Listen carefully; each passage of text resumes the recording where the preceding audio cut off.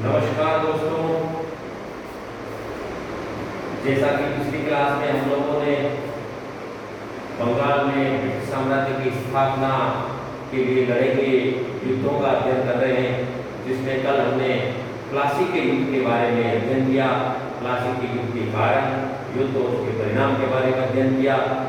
और इसी कड़ी में आज हम जो बंगाल में ब्रिटिश शासन की स्थापना के लिए लड़े गए दूसरे युद्ध बक्सर के युद्ध के बारे में अध्ययन करेंगे।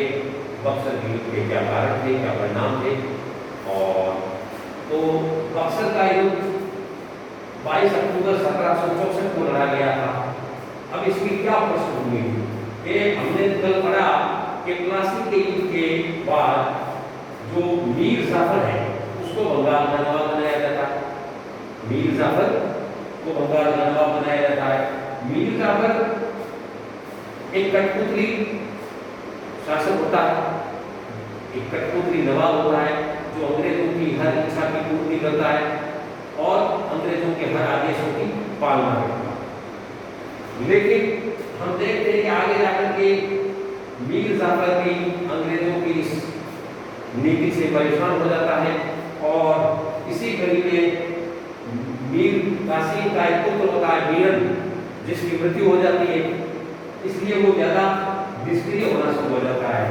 तो हालवे नामक एक विद्वान है, वो कहता है कि सब कुछ जो कारण है वो मीर जाफर ही है। तो अंग्रेज अब मीर जाफर को गद्दी से हटाना चाहते हैं और उसकी जगह दूसरा नवाब लाना चाहते हैं। तो अंग्रेजों ने मीर जाफर का ही दामाद मीर कासिम के साथ एक संधि की 1760 में। सितंबर 1760 में अंग्रेजों ने मीर कासिम के साथ एक संधि की, जिसके तहत मीर कासिम अंग्रेजों को 6 लाख रुपए, वर्धमान, मिदनापुर और चटगांव ये इलाका कंपनी को देगा, कर मुक्त व्यापार की सुविधाएं देगा और अंग्रेजों की आदेशों की पालना करेगा। ये संधि हुई और अंग्रेजों ने रात को मीर जाफर के महल को घेर लिया। मीर जाफर अच्छी तरह से समझता था कि अंग्रेज कितने चालाक और चतुर हैं और कितने किस पराकाष्ठा या किस हद तक जा सकते हैं। इसलिए बिना कोई तीर कमान चले, बिना रक्त रंजित हुए सत्ता परिवर्तित हो गई। मीर जाफर को अरेस्ट कर लिया गया और मीर कासिम को वहां का नवाब बनाया गया। मीर कासिम 1759 में बंगाल का नवाब बन जाता है। अब मीर कासिम का समय है 1760 से 1714। मीर कासिम बंगाल के नवाबों में सबसे योग्यतम नवाब। उसने देख लिया कि सुजाउद्दौला, सिराजुद्दौला के क्या हालात हुए थे, मीर जाफर के क्या हालात हुए थे, इसलिए उसने हर क्षेत्र में प्रशासनिक व्यवस्था स्थापित की और उसने अपनी राजधानी है वो मुंगेर में ट्रांसफर की ताकि वो अंग्रेजों के हस्तक्षेप से बच सके। और जो सबसे बड़ी जो समस्या थी वो था दस्तक का दुरुपयोग। दस्तक जो कि एक परमिट होता था व्यापार का बिना चुंगी दिए हुए, जो कि मुगल बादशाह ने अंग्रेजों को दे रखा था। तो उस दस्तक का दुरुपयोग लगातार बढ़ता जा रहा था और मीर कासिम इस दस्तक के दुरुपयोग से काफी परेशान था और उसने इस दस्तक के दुरुपयोग को मिटाने के लिए उसने चुंगी ही हटा दी, जो टैक्स था जिसमें अंग्रेजों को छूट दे रखी थी, जिसके लिए अंग्रेजों को मुगल दरबार ने विशेष सुविधा दे रखी थी। तो मीर कासिम ने पूरे बंगाल में से ही ये कर ही हटा दिया, टैक्स ही हटा दिया, चुंगी हटा दी। अब ये जो व्यवस्था आई तो अंग्रेजों को ये व्यवस्था अच्छी नहीं लगी। अंग्रेजों को चाहिए कठपुतली नवाब जो उनकी इशारों पर आदेशों की पालना करे और ये टैक्स भी लगा रहे ताकि अंग्रेजों को टैक्स देना नहीं पड़े और भारतीयों को टैक्स देना पड़े। भारतीयों का जो टैक्स था वो अपना परमिट बेचते थे और पैसे देते थे। तो ये व्यवस्था अंग्रेजों को पसंद थी और मीर कासिम को पसंद नहीं थी। मीर कासिम ने उनकी ज्यादती से परेशान होकर के संपूर्ण बंगाल से ही टैक्स को हटा दिया। तो अंग्रेजों को ये अच्छा नहीं लगा और अंग्रेजों ने मीर कासिम को सत्ता से हटाने का निर्णय ले लिया। तो अब इससे पहले जो 1764 में बक्सर का युद्ध होता है, इससे पहले मीर कासिम और ब्रिटिश ईस्ट इंडिया कंपनी के मध्य कटवा, गिरिया और उदयनाला 3 लड़ाई लड़ी जाती है और तीनों लड़ाइयों में मीर कासिम परास्त होता है, ईस्ट इंडिया कंपनी विजय होती है। परिणाम स्वरूप 1764 में ईस्ट इंडिया कंपनी ने, अंग्रेजों ने मीर कासिम को अपदस्थ करके उसकी जगह मीर जाफर को पुणे बंगाल का नवाब बना दिया। मीर कासिम को अपदस्थ करके उसकी जगह मीर जाफर, जो कि क्या है, मीर कासिम का ससुर है, जिसको पहले बंगाल के नवाब से हटाया गया था और मीर कासिम को बनाया गया था। अब मीर कासिम को हटा करके उन्हें मीर जाफर को ही बंगाल का नवाब बनाया दिया जाता है। मीर कासिम जो कि अपदस्थ है, वो बंगाल से भागता है और भाग करके कहां जाता है, अवध के नवाब के पास। अवध का नवाब सुजौदौला। कौन है अवध का नवाब? सुजौदौला। तो अवध के नवाब सुजौदौला के वहां जाता है और वहां पर मुगल सम्राट शाह आलम द्वितीय भी आया हुआ होता है। तो इन तीनों ने बैठ करके एक संधि की, अंग्रेजों के विरुद्ध एक संधि की।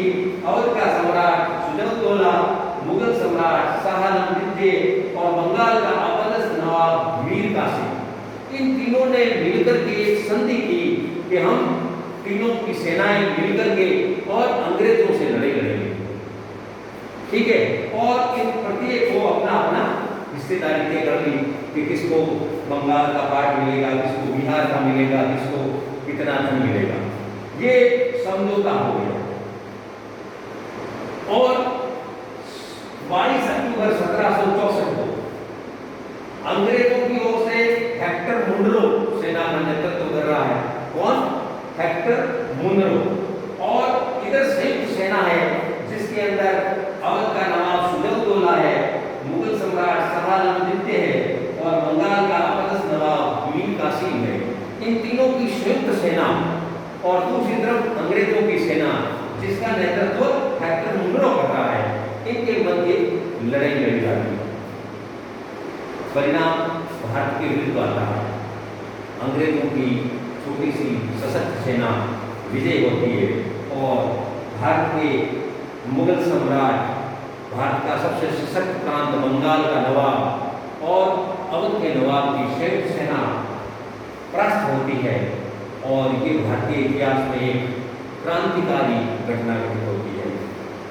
प्लासी के युद्ध में सिर्फ अंग्रेजों ने बंगाल को जीता था, लेकिन बक्सर के युद्ध में अंग्रेजों ने मुगल सम्राट को परास्त किया, अवध के नवाब को परास्त किया और बंगाल के नवाब को परास्त किया। इस प्रकार हम देखते हैं कि बक्सर का युद्ध, जिसके परिणाम बहुत दूरगामी थे और बहुत घातक थे। परिणाम स्वरूप क्या होता है कि बंगाल, बिहार और उड़ीसा, झारखंड, बांग्लादेश की दीवानी और राजस्व का अधिकार अंग्रेजों के पास रहता है। अंग्रेज इलाहाबाद की 2 संधियां करते हैं।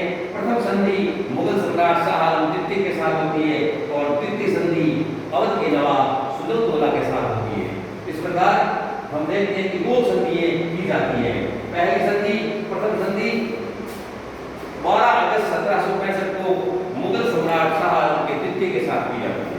शाह आलम द्वितीय से बंगाल, बिहार और उड़ीसा की दीवानी का जो अधिकार था, मुगल साम्राज्य में दीवानी और फौजदारी 2 अधिकार होते थे।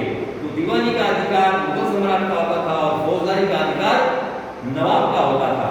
तो मुगल सम्राट का जो अधिकार था दीवानी का, वो दीवानी का अधिकार इस संधि के तहत मुगल सम्राट ने कंपनी को सौंप दिया और कंपनी ने इसके एवज में 26 लाख रुपए वार्षिक पेंशन देकर के मुगल सम्राट को रिटायर कर दिया।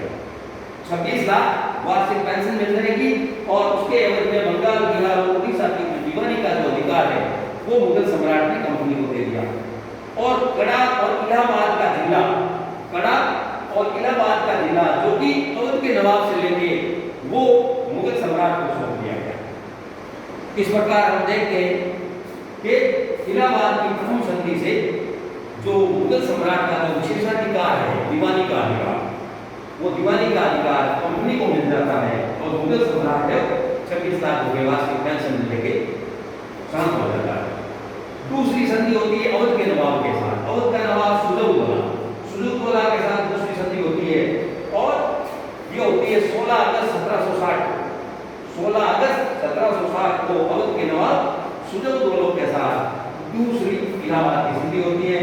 इलाहाबाद और कनाडा जिला है वो अवध के नवाब से लेकर के मुगल सम्राट को सौंप दिए जाते हैं और अवध में एक सहायक सेना तैनात रहेगी जिसका खर्चा अवध का नवाब देगा और जिसका रखरखाव ब्रिटिश ईस्ट इंडिया कंपनी करेगी। उसका कमान, उसका नेतृत्व ईस्ट इंडिया कंपनी के हाथ में रहेगा, लेकिन उसका रखरखाव, उसका खर्चा, वो सब पेंशन, उसकी वेतन, वो सब के सब अवध का नवाब देगा और अवध में कर मुक्त व्यापार की सुविधाएं ईस्ट इंडिया कंपनी को दे दी गई। तो ये दो इलाहाबाद की संधियां हुई। और उधर बंगाल में हम देखें कि बंगाल में जो मीर जाफर है उसकी मृत्यु हो जाती है और मीर जाफर की मृत्यु के पश्चात अंग्रेज मीर जाफर के जो बेटा होता है उसको वहां का बंगाल का नवाब बना दिया जाता है और नजमुद्दौला मीर जाफर का बेटा होता है, वह अल्पवयस्क बेटा नजमुद्दौला को बंगाल का नवाब बना दिया जाता है। लेकिन उसको बंगाल का नवाब बनाते हैं तब भी एक संधि, एक शर्त रखी जाती है कि नजमुद्दौला जो फौजदारी का जो अधिकार है वो कंपनी को सौंप दे और उसके एवज में उसको पेंशन दे दी जाए। तो इस प्रकार हम देखते हैं कि जो मकसद का युद्ध है इसके परिणाम स्वरूप जो दीवानी और फौजदारी जो दोनों अधिकार होते थे मुगल सम्राट के और बंगाल के नवाब के, वो दोनों अधिकार अंग्रेज ले लेते हैं। और आगे जाकर के हम देखेंगे इस प्रकार बंगाल में दोहरे शासन, द्वैध शासन की स्थापना की जाएगी। बंगाल में द्वैध शासन की स्थापना की जाएगी जिसके दुष्परिणाम भी बहुत दूरगामी होते हैं। तो आज हमने जैसे देखा कि बक्सर का युद्ध जो कि प्लासी का युद्ध नहीं था, एक षड्यंत्र था, जबकि बक्सर का युद्ध एक सशक्त सेनाओं के द्वारा लड़ा गया युद्ध था जिसमें अवध के नवाब की सेना, बंगाल के नवाब की सेना और हिंदुस्तान के मुगल सम्राट की सेनाओं की संयुक्त सेना को अंग्रेजों की जो ईस्ट इंडिया कंपनी की जो सेना थी उसने परास्त किया। तो ये सैन्य दृष्टि से भी एक अत्यंत महत्वपूर्ण युद्ध था जिसमें संपूर्ण उत्तर भारत को एक तरह से परास्त किया गया था और भारत का जो सम्राट है मुगल सम्राट उसको परास्त किया गया है। तो इस प्रकार यहाँ अंग्रेजों की जो सैन्य शक्ति है वो उभर कर सामने आती है और भारतीयों की जो सैन्य कमजोरी है वो जब जाहिर हो जाती है कि ये दिखने में असंख्य दिखते हैं लेकिन इनकी जो युद्ध प्रणाली है, इनके जो अस्त्र शस्त्र है, इनकी जो कूटनीति है वो अंग्रेजों की तुलना में कमजोर है। और इसके परिणाम स्वरूप हम देखते हैं कि अंग्रेज संपूर्ण उत्तर भारत की सत्ता का अधिकार उनके हाथ में आ जाता है और जिसके नूतन परिणाम निकलते हैं और आगे जाकर हम देखते हैं कि धीरे धीरे अंग्रेज संपूर्ण हिंदुस्तान के ऊपर अपनी सत्ता का परचम फहराते हैं।